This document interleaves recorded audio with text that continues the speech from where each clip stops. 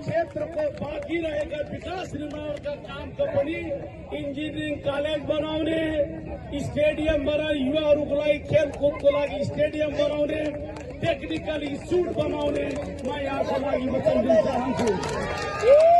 अब हाम्रो क्षेत्रका यहाँ पढ्ने विद्यार्थीहरूलाई बुटवल, भैरवा, काठमाडौँ जानु पर्दैन। म 3 वर्षभित्र त्यसको व्यवस्थापन गर्नेछु। अस्पताल, शिवराजको अस्पताल जुन एउटा मुर्दा जस्तै छ, यहाँ अब भविष्यमा 3-4 वर्षभित्रै एउटा भव्य रूपले ठूलो अस्पताल पनि बनाउने छौं। यही प्रतिज्ञाको साथमा तपाईहरूको विश्वास आशीर्वाद लिएर मैले उम्मेदवारी दिएको छु।